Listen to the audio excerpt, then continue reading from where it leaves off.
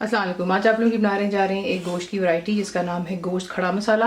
तो इसका जो हमने एक मसाला बनाना है उसके सबसे पहले आपको एक देचकी में हांडी में आप पानी डालेंगे, तकरीबन 4 कप जितना पानी डालें और फिर आप उसमें जो है प्याज डालेंगे 3 बड़े साइज की। इसी से रफली इसको जो है आप स्लाइस कर लें, चॉप कर लें, जिस तरह भी आपका दिल चाहे, क्योंकि हमने जो है इसको आगे ग्राइंड ही करना है, इसलिए इसकी कटिंग इतनी खास जो है जरूरी नहीं है। तो ये इसमें प्याज चला गया। लहसुन के जवे आप इसमें डालेंगे 8 अदद, सब्ज इलायचियां डालेंगे 6 अदद, ठीक है। और जिसे चूल्हे को हम ऑन कर देते हैं। इसको आपने इतना पकाना है बेसिकली कि जो पानी 4 कप है वो 3 कप रह जाना चाहिए और प्याज वगैरह तमाम अच्छे से गल जानी चाहिए। तो जैसे ये होता है उसके बाद मैं आपको दिखाती हूँ नेक्स्ट स्टेप। मुकम्मल लिखी हुई रेसिपी के लिए यूट्यूब की वीडियो के नीचे चेक करें या फिर वीडियो के ऊपर लिंक को चेक करें, जो कि आपको सीधे मेरे वेबसाइट cookWithFaiza.net पर ले जाएगा।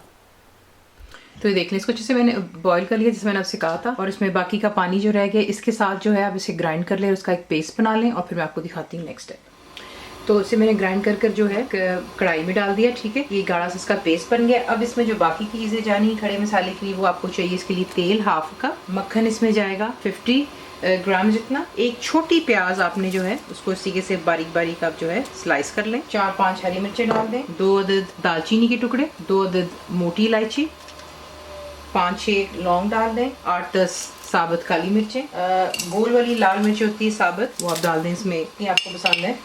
मैं इसमें डाल रही हूँ 9 अदद। नमक इसमें जाएगा 1.5 टीस्पून, भुना और कुटा जीरा 2 टीस्पून, व्हाइट पेपर 1 टीस्पून, पिसी हुई लाल मिर्चें 1.5 टीस्पून, कुटी हुई लाल मिर्च 1 टीस्पून। आप मिर्चें अपने जायके के मुताबिक कम या ज्यादा कर सकते हैं। हल्दी इसमें जाएगी 1/2 टीस्पून, डेसिकेटेड कोकोनट खोपरे का बुरादा जो होता है 1 टेबल स्पून है। अदरक और लहसुन का पेस्ट जाएगा इसमें 1.5 टेबल स्पून। दही इसमें जाएगी 1/2 कप। अब देख रहे हैं ये बिल्कुल एक अलग रेसिपी है और ये जरूर ट्राई कीजिएगा। और बीच में जाएगी अदरक 2 इंच का टुकड़ा, उसको आप इसी से चॉप कर लें। तमाम चीजों को अच्छे से मिक्स करते हैं और इसमें मैं डालूंगी टमाटर। 4 मेरे पास बड़े साइज के टमाटर थे जिसे मैंने ग्राइंड कर लिया है, वो भी इसमें ऐड करूंगी। तो ये चले गए इसमें ग्राइंड किए हुए 4 टमाटर। दोबारा मिक्स कर लें, इसमें जोश आने दें और फिर मैं आपको दिखाती हूँ नेक्स्ट स्टेप।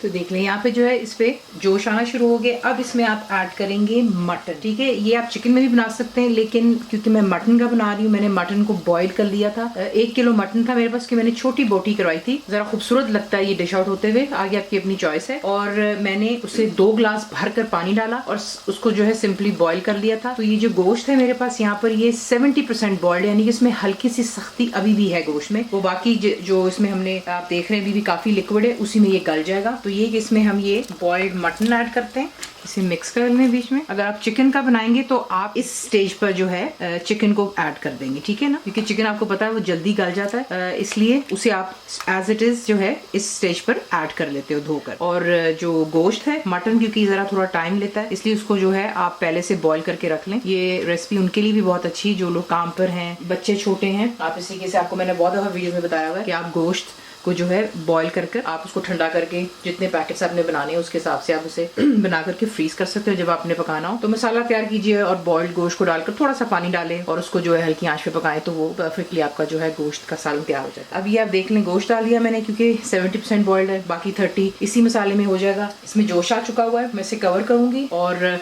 मीडियम फ्लेम पर रखकर कुक करूंगी यहाँ तक कि जो है जितना भी अब लिक्विड देख रहे हैं ड्राई हो जाना चाहिए, तेल और मक्खन दोबारा सरफेस पर आ जाएगा और जो है बाकी का मटन वो भी गल जाएगा। तो फिर मैं आपको दिखाती हूँ। तो ये देख लें क्या हुआ है, इसकी जो ग्रेवी बहुत अच्छी गाढ़ी बनती है। अब मैं इसमें ऐड करूंगी हरा धनिया।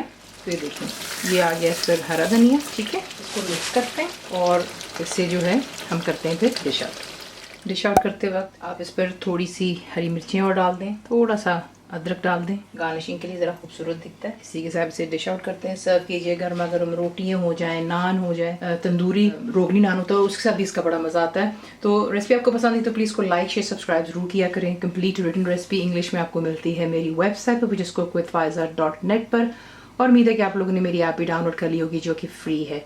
तो जरूर बनाइएगा। अब आपको कैसा लगा दुआ में याद रखें and thank you for watching the video. मेरे चैनल को सब्सक्राइब करें, बेल आइकॉन का बटन दबाएं, मेक श्योर कीजिएगा कि ऑल भी प्रेस कर दीजिएगा ताकि आप लोगों को मेरी लेटेस्ट वीडियोस रिसीव हो जाएं।